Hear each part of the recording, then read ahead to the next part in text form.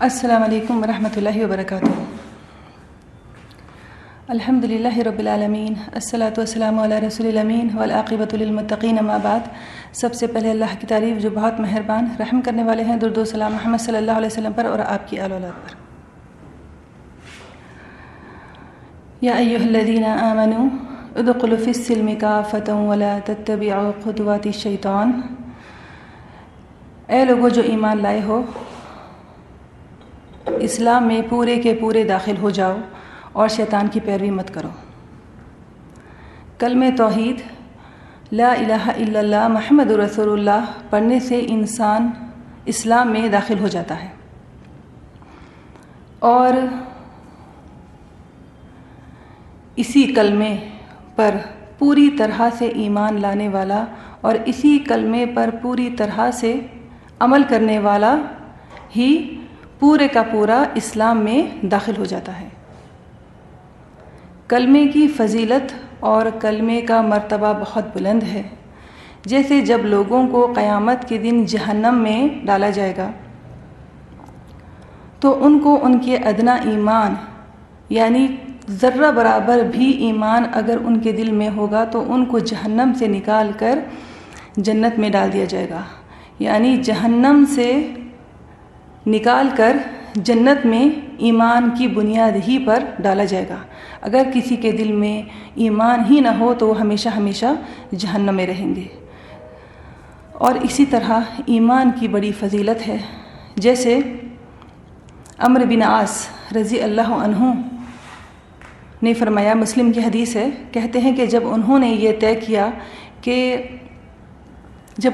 طے کیا کہ وہ اسلام قبول کریں گے تو وہ نبی صلی اللہ علیہ وسلم کی خدمت میں حاضر ہوئے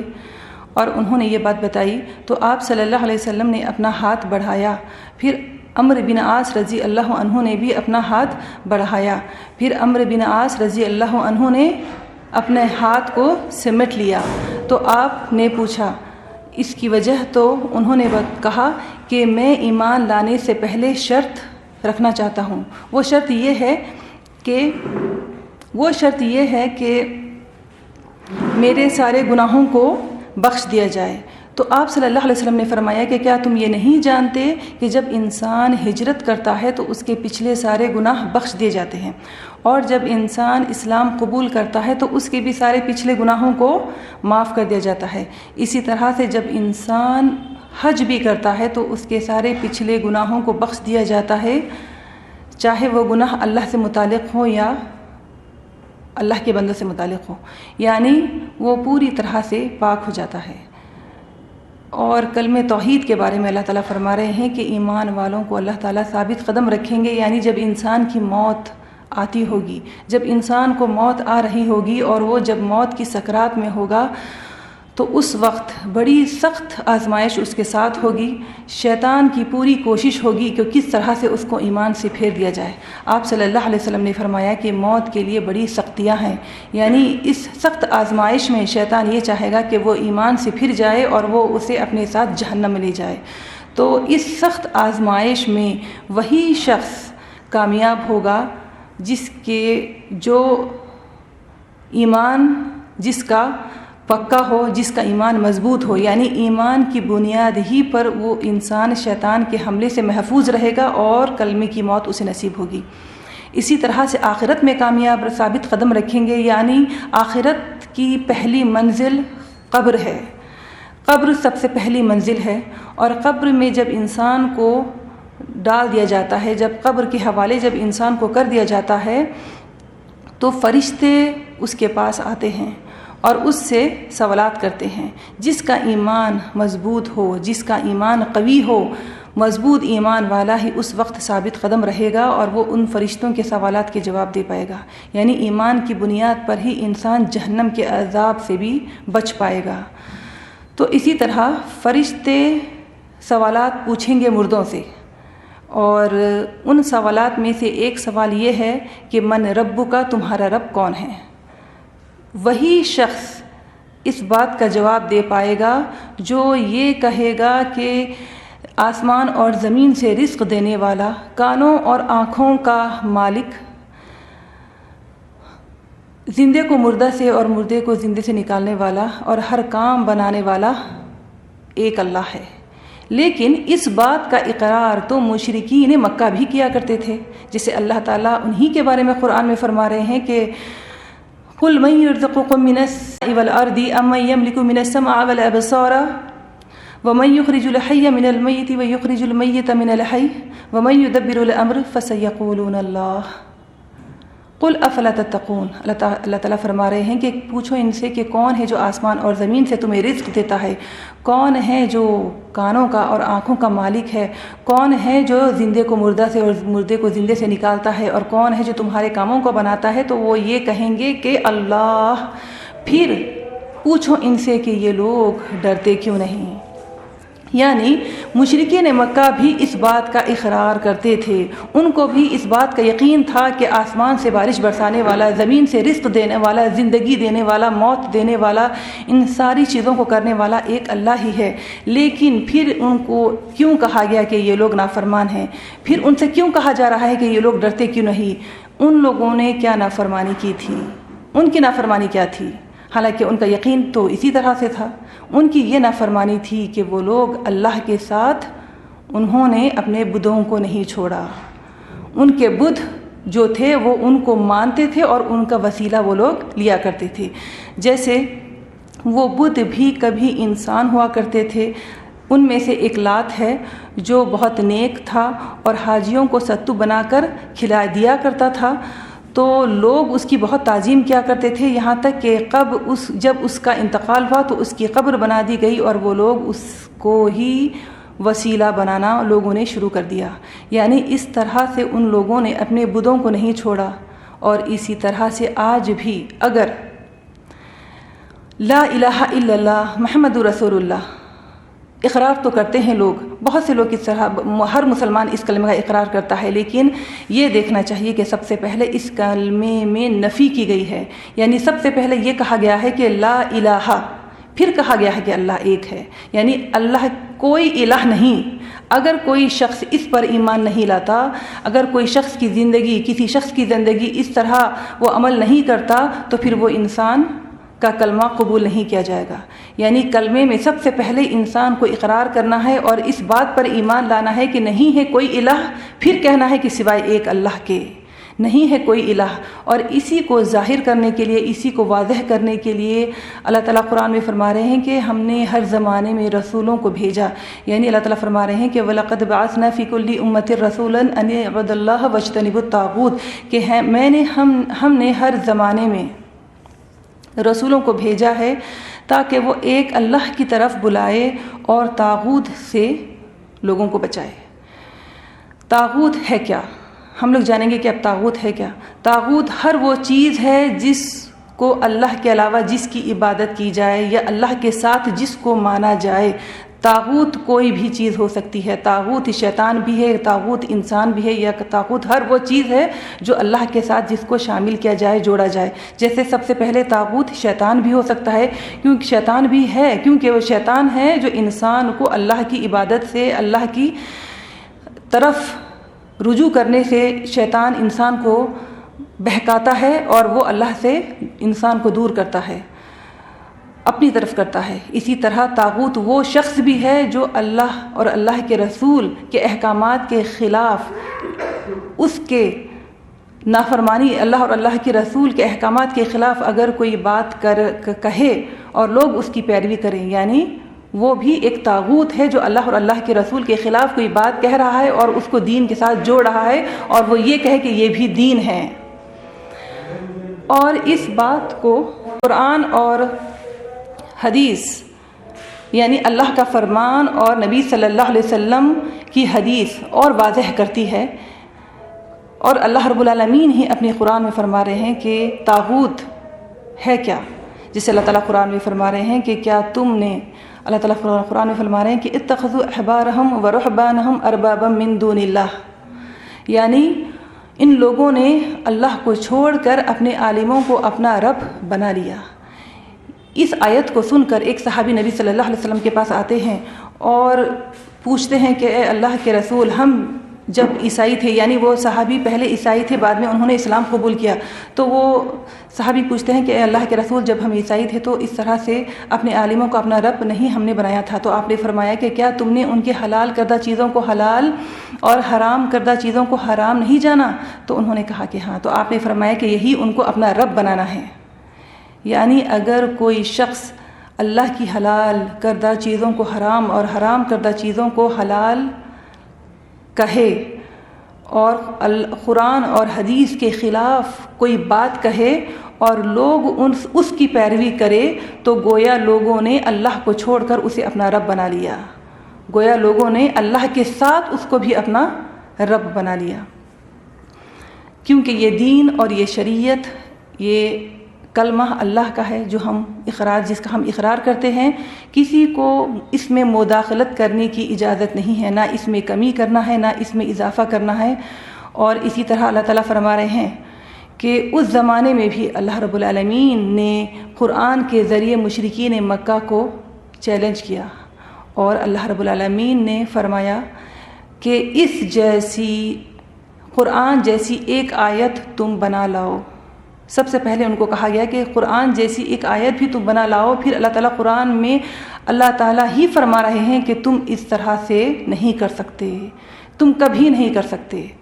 تو وہی رب العالمین قرآن تا قیامت ہر مسلمان کے، ہر انسان کے لیے ہدایت ہے، ہر انسان کے لیے ہدایت ہے۔ یہی قرآن میں اللہ تعالیٰ یہ آیت بھی، یہ بھی اللہ رب العالمین ہی کا فرمان ہے۔ اللہ تعالیٰ فرما رہے ہیں کہ اگر تجھے کوئی مصیبت پہنچے، اگر اللہ تعالیٰ تجھے کوئی مصیبت پہنچائے تو اللہ تعالیٰ کے علاوہ کوئی اسے دور نہیں کر سکتا، اور اگر تجھے اللہ کوئی نفع پہنچائے تو اللہ ہر چیز پر قادر ہے۔ یعنی اگر اللہ رب العالمین کسی تکلیف پہنچائے تو اللہ تعالیٰ فرما رہے ہیں کہ اللہ کے علاوہ اسے کوئی دور نہیں کر سکتا۔ تو اللہ کا مالک اور خالق آج بھی قیامت تک کے لوگوں کے لیے یہ رب العالمین یہ فرما رہا ہے کہ اللہ کے علاوہ کوئی اس کی مشکل دور نہیں کر سکتا۔ تو اس مالک کے سامنے کیا کوئی مخلوق یہ کہہ سکتا ہے کہ ہاں اللہ کے علاوہ اور بھی ہے کہ یہ تکلیف دور کر دے؟ کبھی نہیں کہہ سکتا، کوئی نہیں کہہ سکتا، کیونکہ اللہ رب العالمین ہی اس بات کا دعویٰ کر رہا ہے کہ وہی قادر ہے ہر چیز پر، وہی قادر ہے ہر چیز پر، اور وہی کوئی تکلیف کو، کوئی آفت کو جو وہ دیتا ہے تو وہی اس کو نجات بھی دے سکتا ہے، وہی ہے جو اس کی تکلیف دور کرنے والا ہے۔ تو اسی طرح سے ہر مسلمان کا بھی ایمان ہونا چاہیے کہ ہر چیز جو ہوتی ہے وہ اللہ ہی کی حکم سے ہوتی ہے، اللہ ہی کے سامنے لوگ فریاد کرے، اور اللہ ہی کے سامنے انسان کو چاہیے کہ وہ مانگے اور اللہ ہی سے مانگے، کیونکہ اللہ کے علاوہ کوئی دے نہیں سکتا، دینے والا مالک ہے، مخلوق کبھی کسی کو عطا نہیں کر سکتے۔ اسی طرح یہ لا الہ الا اللہ، یعنی سب سے پہلے کوئی نہیں ہے، کوئی نہیں ہے، یعنی کوئی نہیں ہے معبود سوا ایک اللہ کے، یعنی سب سے پہلے انکار کرنا، سب سے پہلے نفی کلمے میں ہے کہ سب سے پہلے کوئی نہیں ہے معبود، یعنی کوئی نہیں ہے عبادت کے لائق، کوئی نہیں ہے اطاعت کے لائق سوائے ایک اللہ کے، اور محمد صلی اللہ علیہ وسلم اللہ کے بندے اور رسول ہیں۔ اب ہم کلمے کے دوسری حصے پر جاتے ہیں، محمد رسول اللہ۔ قبر میں سوال ہوگا کہ یہ شخص جو تمہارے درمیان تھے یہ کون ہیں؟ تو اس کا جواب بھی وہی دے پائے گا جو دنیا میں اماموں کے امام کو جس نے اپنا امام بنایا ہوگا، امام الانبیاء کو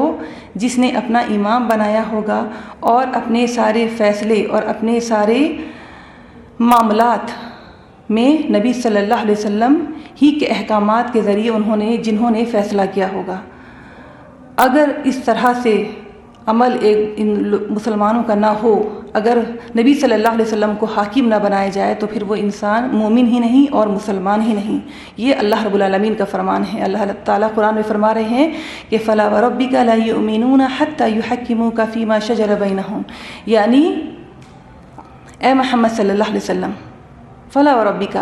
آپ کے رب کی قسم، یعنی اللہ تعالیٰ اپنی قسم کھا رہے ہیں، تو اس بات کی سختی کی طرف اللہ رب العالمین توجہ دلا رہے ہیں کہ فلا وربک لا یؤمنون، بندہ مومن ہو ہی نہیں سکتا، مومن مسلمان ہو ہی نہیں سکتا جب تک کہ اپنے باہمی اپنے فیصلوں میں نبی صلی اللہ علیہ وسلم کو اپنا حاکم نہ بنائیں، یعنی آپ کے فرمان کے مطابق، آپ کی حدیثوں کے مطابق فیصلہ نہ کیا جائے، جب تک کہ ایک انسان مومن نہیں بن سکتا، چاہے وہ اپنے آپ کو مومن سمجھ لے لیکن وہ مومن نہیں جب تک کہ وہ پوری کی پوری نبی صلی اللہ علیہ وسلم کی اطاعت نہ کرے۔ جیسے زبان سے تو کہتے ہیں کہ محمد رسول اللہ، زبان سے تو کہا جاتا ہے کہ محمد رسول اللہ، مانتے تو ہیں لیکن اطاعت، اصل نبی کی اطاعت ہر مومن پر ضروری ہے، جبھی وہ پورا مسلمان ہوا، جیسے تبھی اس نے نبی صلی اللہ علیہ وسلم پر پورا ایمان اس نے لایا۔ جیسے مکہ کے مشرکین بھی، یعنی وہ بھی نبی صلی اللہ علیہ وسلم کو مانتے تھے، جیسے اللہ تعالیٰ قرآن میں فرما رہے ہیں کہ یہودی جو ہیں وہ نبی صلی اللہ علیہ وسلم کو اپنے بیٹے سے زیادہ اچھی طرح پہچانتے تھے، یعنی ان کو پتہ تھا کہ رسول آنے والے ہیں، وہ مانتے تھے لیکن انہوں نے اطاعت نہیں کی، یعنی انہوں نے نبی کو مانا، نبی کی نہیں مانی۔ اور آج بھی اگر بہت سے لوگ ایسے مسلمان عام طور پر ایسے ہیں کہ نبی کو مانتے تو ہیں لیکن نبی کی نہیں مانتے، نبی کی اطاعت نہیں کرتے۔ جو نبی کی اطاعت نہیں کرتا، آپ نے فرمایا کہ جو نبی کی اطاعت نہیں کرتا، آپ نے فرمایا کہ وہ مومن ہی نہیں، وہ مسلمان ہی نہیں، چاہے وہ اپنے آپ کو مسلمان سمجھ لے۔ اور اس کا انجام آپ صلی اللہ علیہ وسلم نے فرمایا، جو بخاری کی حدیث ہے، آپ نے فرمایا کل امت یدخلون الجنۃ الا من ابا، یعنی میری امت کے ہر لوگ جنت میں جائیں گے سوائے ان لوگوں کے جنہوں نے انکار کیا۔ صحابہ نے پوچھا کہ یا رسول اللہ انکار کون کرے گا؟ تو آپ صلی اللہ علیہ وسلم نے فرمایا کہ جس نے میری اطاعت کی وہ جنت میں داخل ہوا، اور جس نے میری نافرمانی کی گویا اس نے انکار کیا، یعنی اس نے جنت کا انکار کیا، یعنی وہ جنت میں کبھی داخل نہیں ہوں گے۔ نبی صلی اللہ علیہ وسلم کی جس نے اطاعت نہیں کی وہ جنت میں داخل نہیں ہوں گے۔ آپ نے فرمایا، بخاری کی حدیث ہے، جس نے نبی کی لائی ہوئی شریعت کا انکار کیا وہ جنت میں نہیں داخل ہوگا۔ یعنی یہاں پر اللہ رب العالمین کہ اس فرمان کے ذریعے ہمیں یہ پتہ چل رہا ہے کہ پوری کی پوری اطاعت ہو تو نبی صلی اللہ علیہ وسلم کی اطاعت ہو، نبی صلی اللہ علیہ وسلم ہی کی اطاعت ہو، کیونکہ یہ دین، یہ شریعت نبی صلی اللہ علیہ وسلم کی ذریعے ہم تک پہنچائی گئی، اور یہ سارا کا سارا دین اللہ رب العالمین ہی کا دین ہے۔ اور اسی طرح سے آج بہت سے لوگ اپنے خیالات کو، اپنی بات کو، یا اپنے عالموں کی بات کو، یا اپنے مذہبوں کی بات کو رکھتے ہیں اور نبی صلی اللہ علیہ وسلم کی بات پر اس کو ترجیح دیتے ہیں، اور اپنے سے بہت سی ایسے فیصلے کہہ دیتے ہیں جو دین نہیں ہوتا۔ نبی صلی اللہ علیہ وسلم سے اگر کوئی سوال کرتا، اگر کچھ بات ایسی ہوتی جو آپ کو وحی کے ذریعے پہلے سے پتہ نہیں ہوتی، تو آپ وحی کا انتظار کرتے، یعنی ان کے جواب اس وقت آپ نہیں دیتے جب آپ کو نہیں پتہ ہوتا، تو آپ اللہ کی وحی کا انتظار کرتے۔ جب اللہ کی وحی آپ تک آتی تو آپ ان کو جواب دیا کرتے تھے۔ اور اللہ تعالیٰ اسی طرح قرآن میں فرما رہے ہیں کہ نبی وہ اپنے سے کچھ نہیں کہتے، وہ جو بھی کہتے ہیں وہ اللہ کی طرف سے وحی ہوتی ہے، یعنی نبی اپنے سے کچھ نہیں کہتے، یہاں تک کہ دین پورا کا پورا مکمل ہم تک پہنچایا گیا نبی صلی اللہ علیہ وسلم کے ذریعے۔ اور دین وہی ہے جو آپ کا فرمان ہے، دین وہی ہے جو آپ نے کہا، اس کے علاوہ کسی کی بات، کسی کی سوچ، کسی کا قول دین نہیں بن سکتا۔ تو اس لیے پوری کی پوری اطاعت ہو جب نبی صلی اللہ علیہ وسلم کی، تو اسی نے وہی پورا مسلمان ہوا، اور اس نے نبی صلی اللہ علیہ وسلم پر پوری طور پر ایمان لایا، اور وہی پورے کلمے کا اس نے حق ادا کیا۔ جیسے نبی کی نافرمانی کرنے والے، یعنی جس نے ایک آیت کا انکار کیا اس نے پوری قرآن کا انکار کیا۔ اسی طرح اگر کوئی کچھ حدیث پر عمل کر رہے ہیں، کچھ نبی صلی اللہ علیہ وسلم کے فرمان پر عمل کرتے ہیں، اور کچھ باتوں کو اپنے بڑوں کی طرف یا اپنے مذہب کی طرف پھیر دیتے ہیں، تو انہوں نے نبی کی نافرمانی کی، کیونکہ نبی کی فرما برداری مکمل طور پر ہو، یعنی دین وہی ہے جو نبی آپ صلی اللہ علیہ وسلم کے ذریعے ہم تک پہنچا. جو آپ کے فرمان ہیں، جو آپ کا حکم ہے، وہی دین ہے. اور لوگوں کو ڈرنا چاہیے، اپنے نبی محمد صلی اللہ علیہ وسلم کی نافرمانی کرنے سے لوگوں کو ڈرنا چاہیے، کیونکہ جب امت کے افضل ترین شخصیتوں کے درمیان جو ابو بکر صدیق رضی اللہ عنہ اور عمر رضی اللہ عنہ کے درمیان بحث ہوئی اور ان کی آواز نبی صلی اللہ علیہ وسلم کی آواز کے سامنے بلند ہو گئی تو آیت نازل ہوئی. اللہ تعالیٰ قرآن میں فرما رہے ہیں کہ اے لوگوں جو ایمان لائے ہو، اے ایمان والو، اپنی آواز کو نبی کی آواز سے بلند مت کرو. یعنی نبی کے سامنے اپنی آواز کو بلند نہ کرو اور بلند آواز سے ان سے بات نہ کرو جس طرح سے تم آپس میں ایک دوسرے سے بات کیا کرتے ہو. ایسا نہ ہو کہ تمہارے اعمال برباد ہو جائیں اور تمہیں پتہ بھی نہ ہو. یعنی یہاں پر صرف آواز بلند کرنے پر یہ وعید آ رہی ہے، آواز بلند کرنے پر یہ بات بتائی جا رہی ہے کہ اعمال ہلاک اور برباد ہو جائیں گے. اور کس کے اعمال ہو جائیں گے؟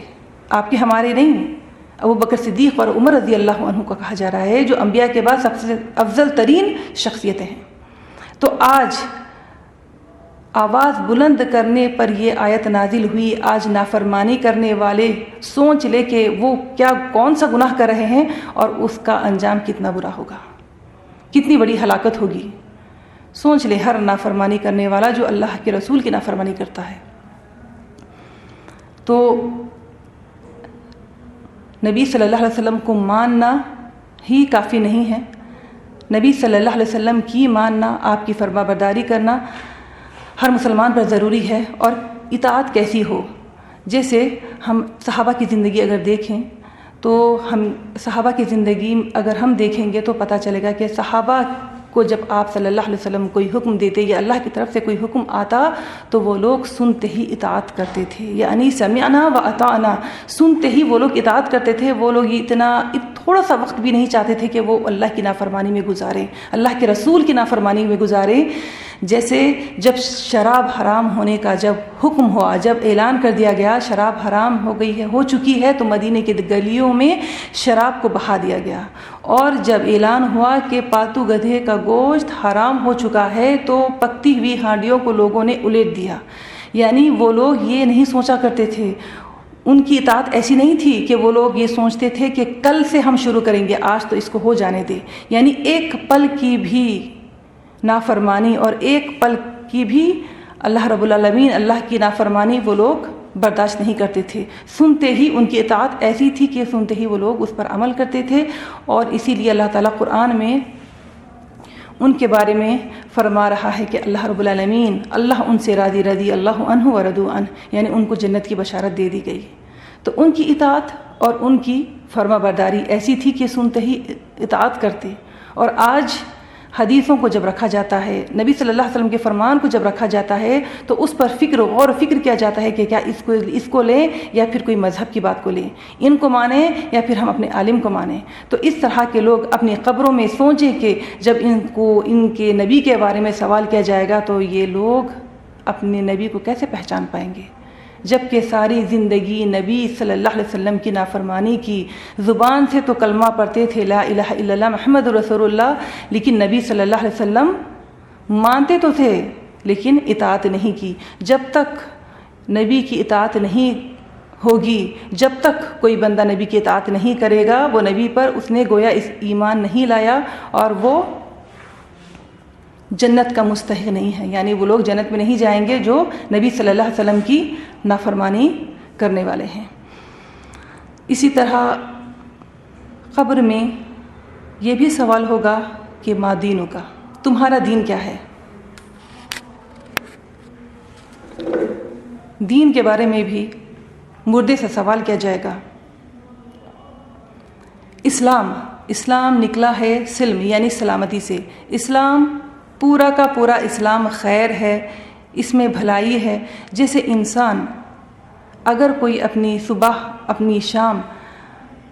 اللہ اور اللہ کے رسول کے احکامات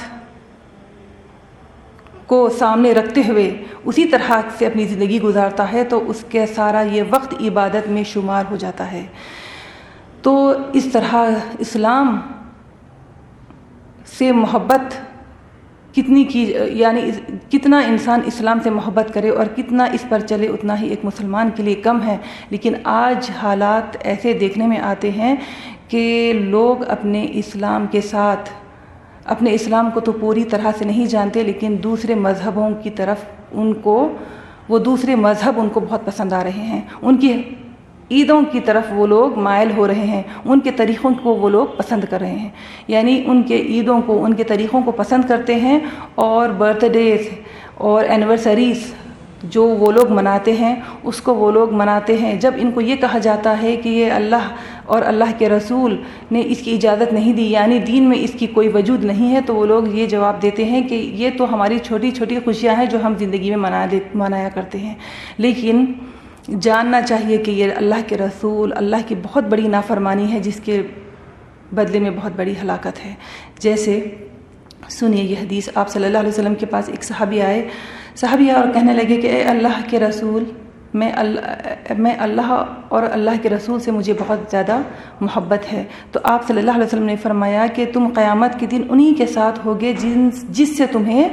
محبت ہے۔ اسی طرح آپ صلی اللہ، یہ کتنی بڑی کامیابی ہے، کتنی بڑی بلند کامیابی ہے کہ کوئی انسان قیامت کے دن اس کے ساتھ اللہ اور اللہ کے رسول ہوں۔ اسی طرح آپ صلی اللہ علیہ وسلم نے دوسری جگہ آپ نے فرمایا کہ من تشبہ بقوم فہو منہم، جس نے جس قوم کی مشابہت کی وہ انہی میں سے ہے۔ جیسے جس نے کافر کی مشابہت کی، جس نے دوسرے مذہب والے لوگوں کی مشابہت کی، وہ انہی میں سے ہے، یعنی وہ لوگ قیامت کے دن انہی کے ساتھ اٹھائے جائیں گے۔ یعنی اگر کوئی مسلمان بھی ہوں گے، ان کے مذہب کو پسند کریں گے، ان کے عید یا ان کی طریقوں کو پسند کریں گے اور اپنے دین میں اس کو شامل کریں گے، اس کو منائیں گے، تو وہ قیامت کے دن انہی کے ساتھ اٹھائے جائیں گے۔ یہ کتنی بڑی ہلاکت ہے کہ انسان ساری زندگی تو مسلمان زندگی بن کر گزارے، لیکن قیامت کے دن ان کے ساتھ اٹھایا جائے۔ دین کی اہمیت، دین آج مسلمانوں کو بڑی آسانی سے مل گیا، دین آج مسلمانوں کو بڑی آسانی سے مل گیا، لیکن اس کی اصل اہمیت ان کے پاس ہے جنہوں نے اس کے لیے بہت بڑی بڑی قربانیاں دی، بہت بڑی بڑی قربانیاں دی، تبھی یہ دین دنیا میں غالب ہوا۔ تو اسی طرح سے ہر شخص، آپ صلی اللہ علیہ وسلم کی حدیث ہے کہ اگر کوئی شخص یہ جاننا چاہتا ہے کہ اللہ کے پاس اس کا کیا مقام ہے، کوئی شخص اگر یہ جاننا چاہتا ہے کہ اللہ کے پاس اس کا کیا مقام ہے، تو وہ سب سے پہلے یہ دیکھ لے کہ دنیا میں اس نے اللہ کو کیا مقام دیا ہے، دنیا میں اس نے اللہ کو کیا مقام دیا ہے۔ تو ہر شخص اپنے قبر کے سوالات کی تیاری کر لے، کیونکہ قبر جو ہے وہ دور نہیں، جس زمین پر انسان چلتا ہے کچھ فٹ نیچے اس کو اس زمین کے اندر جانا ہے، یعنی آج تو زمین کے اوپر ہے اور ایک وقت آئے گا جو زمین کے نیچے ہوں گے۔ تو اس وقت کے لیے، اس گھڑی کے لیے، اس تنہائی کے گھر کے لیے انسان کو تیاری کرنا چاہیے، اور قبر کے سوالات کے جوابات کی تیاری جب ہی انسان دے پائے گا یا پوری ہوگی اس کی، کر پائے گا، جب وہ لا الہ الا اللہ محمد رسول اللہ کو اس کے تقاضوں کے ساتھ پڑھے گا، یعنی اس کا حق ادا کرے گا۔ جب تک کوئی انسان لا الہ یعنی کوئی الہ نہیں اس چیز پر ایمان نہ لائے، الا اللہ ساری زندگی بھی کہے، وہ مسلمان نہیں بن سکتا، کیونکہ لا الہ پر پہلے ایمان لانا ہے کہ نہیں ہے کوئی معبود، نہیں ہے کوئی حقیقی معبود سوائے ایک اللہ کے، اور محمد صلی اللہ علیہ وسلم اللہ کے بندے اور رسول ہیں۔ یعنی جب رسول کہا جا رہا ہے، نبی کو نبی مانا جا رہا ہے، تو نبی کی پوری مکمل اطاعت ہر مسلمان پر ضروری ہے جب تک وہ پورا مسلمان نہیں ہوگا۔ اور ہر مسلمان اپنا اپنا محاسبہ کرے کہ آج اگر نبی کیا ہوتے تو کیا آج نبی کو چھوڑ کر کسی اور کے پاس لوگ جاتے کوئی مسئلے پوچھنے، یا دین کی علم حاصل کرنے کسی اور کی بات کو نبی کی بات پر ترجیح دی جاتی؟ ایسا تو کوئی سوچ بھی نہیں سکتا۔ لیکن آج سوچے کہ آج نبی نہیں ہے، لیکن نبی کی لائی ہوئی شریعت موجود ہے، اور ہر مسلمان ڈرے اور خوف کھائے کہ اس لائی ہوئی نبی صلی اللہ علیہ وسلم کی حدیثوں پر، آپ کے احکامات پر کسی اور کی بات کو ترجیح دے اور کسی اور کی بات کو دین سمجھے۔ سبحانک اللہم و بحمدک اشہد ان لا الہ الا انت استغفرک و اتوب الیک.